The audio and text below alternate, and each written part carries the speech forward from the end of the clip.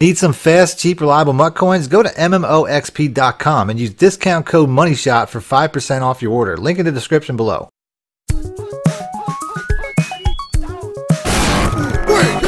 Welcome back, YouTubers and Madden fans. This is Madden MoneyShot, sniffing out the Madden cheese as always. Got some new defenses for you.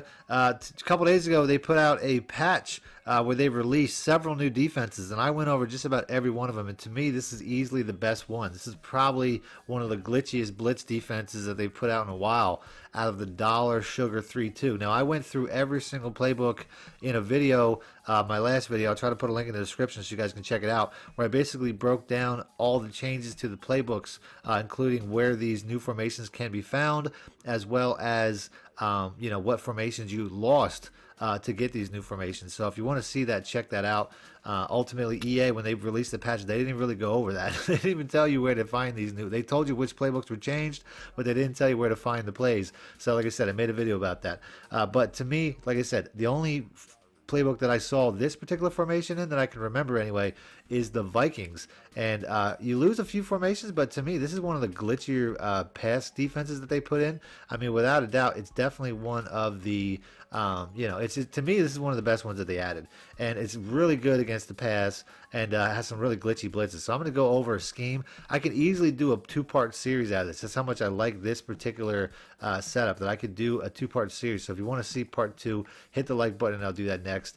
Other than that, we're going to start off. I don't even know which one's my favorite. Like as I said, there's a couple of different really good ones. Me personally, you guys know if you watch my channel, I'm a Blitz 0 type of guy, but I don't want to start off with that. That might be my favorite one, but we're going to start off with more of a base defense. We're going to start off with the DB Fire 2. Before I start the video, though, I just want to thank my new sponsors at MMOXP.com. If you guys are looking to buy some coins for your MUT team, you can do that there, and you can support me by supporting them and buying your coins through them. And make sure to use discount code MONEYSHOT so they know that you came from my site, from my channel. Other than that, let's get into the video. So this formation, there's a few things you can do with this formation. As far as pinching this line goes, you can see how it basically really brings these guys into a bunch. And if I think it's going to be a pass play, bringing these guys in and putting them on a QB contain, you can see how, I mean, even if it's a run play, they're going to get really good edge contain. The only thing I don't like is that these yellow zones are on the outside. I typically want to, whoever I'm using, I typically want to bring him in into this area right here. Now, in this particular play, because I want to try to get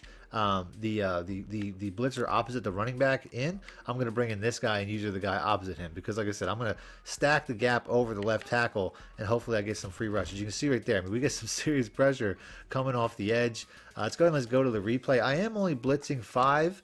And it looks like they're blocking at least 6 with the running back, obviously, in the play action, although he would eventually have been a blocker. But you can see free rusher coming in. That's going to be the look. I actually got the opposite guy in that I wanted to get. I wanted to get this guy in, but you can see how they rotate over and picked him up. It is what it is. I mean, I'm getting a free guy in off of one side, one way or the other. That's the point of this blitz. So like I said, once again, we're just QB containing. And then we're just going to pinch our defensive line, which ultimately just brings the defensive ends in. And then, like I said, I mean, whenever you have, I don't want to bring these guys in too close. If I bring them in too close, they'll do this stupid thing where they basically like flip around. So you just want to bring them in just outside so that they don't, if they get too close, it has that reaction, because it's like a gap stacking preventive measure from EA, I guess. So like I said, that's pretty much the only setup you got to do. Then I'm going to take the user and just hover this guard center gap. Because this idea is just to bring everybody in. And like I said, you're getting the exact same look. I mean, we're getting the free guy pretty much every time. So, D-pad left and down to bring those guys in. QB contain. And then, the hard part's probably getting these guys in. You can make the play work with just getting one in, if that's all you can do. If your opponent's running the play pretty quickly, I'll just move the one guy in. You'll see it'll have a pretty similar result. Although there you can see he doesn't. I mean, we get a different guy, but you can see bottom line 5 on 5. We're getting sacks from somewhere pretty much every time. So let's go ahead and let's do this. Like I said, maybe I'll try it this time just by moving in the opposite guy here, because that's the guy that's getting in free anyway. Most times. But like I said, you don't have to get every step in. You don't have to get both guys in. You can see how successful it works. So all I gotta do, pinch the D line, get one of these guys in. A lot of times when I'm playing a lot, if I don't have time to get them both in, I'll be happy with just getting one in, and then I'll have a lot of success. But you can see the difference of the angle. If we can watch this guy come off, see there, he kind of gets caught up, runs into the other guy, And it's pretty good. It's pretty good defense too, because ultimately, you know, cover two is a very good defense. It's a very good pass defense as well. So you're getting a lot, no matter what you do. So, like I said, it's best to get this guy in because you can see how he takes a much better angle than he does if you don't get him in the contain. But ultimately, if you don't have time, you know, you just got one. Like I said, he's just coming in free. Nobody even sees him, and I'm not even, you know, I'll go to the replay one more time before we move on to the next defense. Going into the replay, I mean, here, this is basically a 4-man blitz because this guy's so far off, they don't account for him.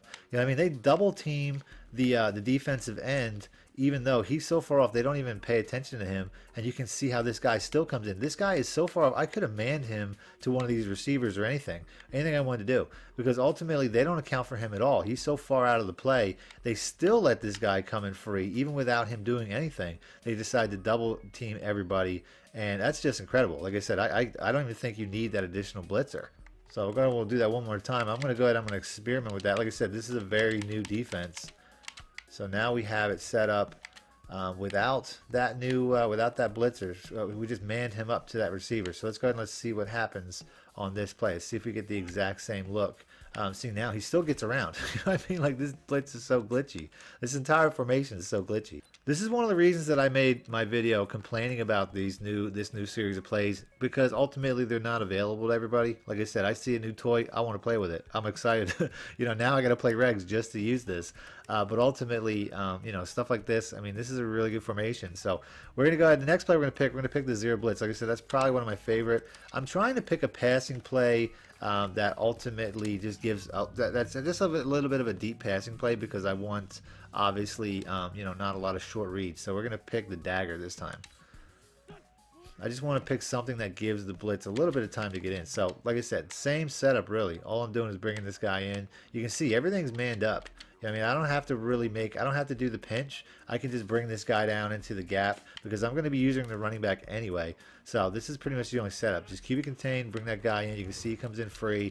We're getting a sack fumble. If you pick it up, it'd be nice as I get it back.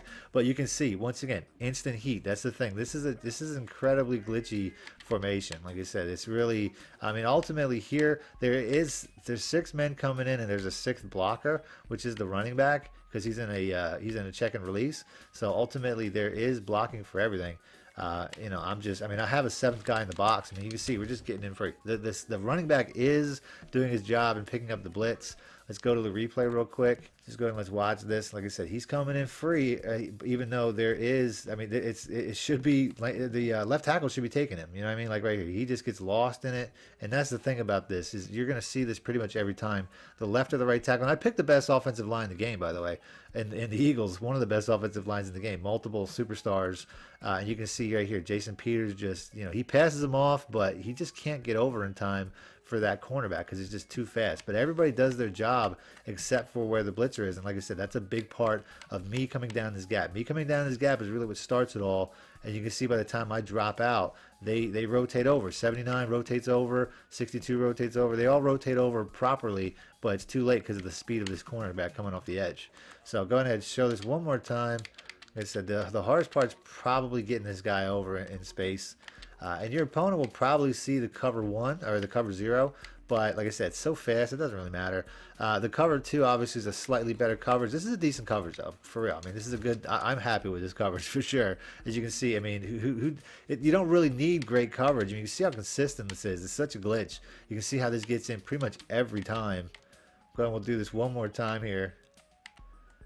Like I said, I don't know if it's worth using this playbook just for this series of plays, but if you do, it's ultimately, I mean, it's so consistent. I've gotten a sack pretty much every play. So like I said, definitely like for part 2. There's still a lot of plays in here that I can make some stuff out of. I mean, even as a pretty good cover 4 drop. But the next play I'm going to show, because I did show a cover 2 blitz, we're going to show the cover 2 drop. Now this is a very good defense for people that aren't necessarily competent users, because you can see how they have, it's different from a cover 2 because there's so many zones. There's not a lot of defenses out there that have 4 yellow zones. So let's go and let's pick that. But you can see right here, I mean, right off the bat, the difference. You know what I mean? If like I said, this is all pass defense anyway. I can go ahead and I can continue my pinch look, continue to bring this guy in, make my opponent think that they're looking at that cover 2 blitz. We'll go ahead and we'll just bring both of these guys right in here so that your opponent thinks, man, that heat's coming. You know what I mean? That's the whole point. That heat's coming, so they're going to get the ball out, and then they're going to hit all these zones.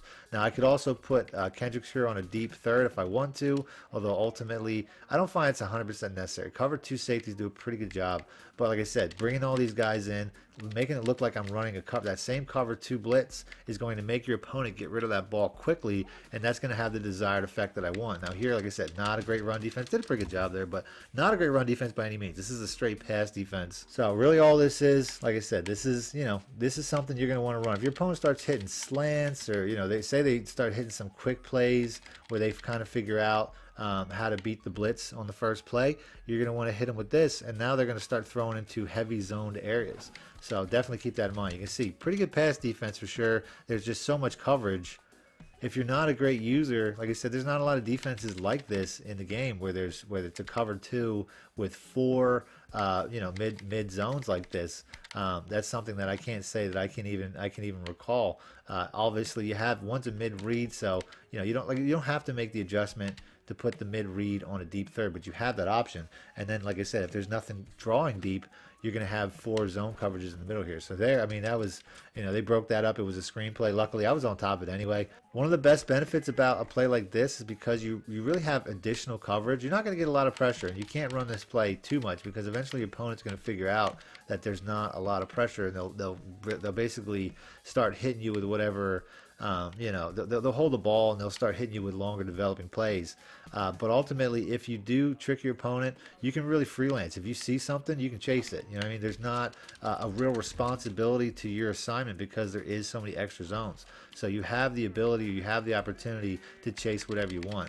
So that's it. That's the vid. If you guys want to see part 2 of this and some gameplay for sure, without a doubt, hit the like button and I'll do that next. Other than that, thanks for watching, man. Money Shut Out. Need more help or just want to show your support? Then head over to my Patreon and join my team, where you can get exclusive content like ebooks and bonus plays, as well as early access to my vids and more. Link in the description below.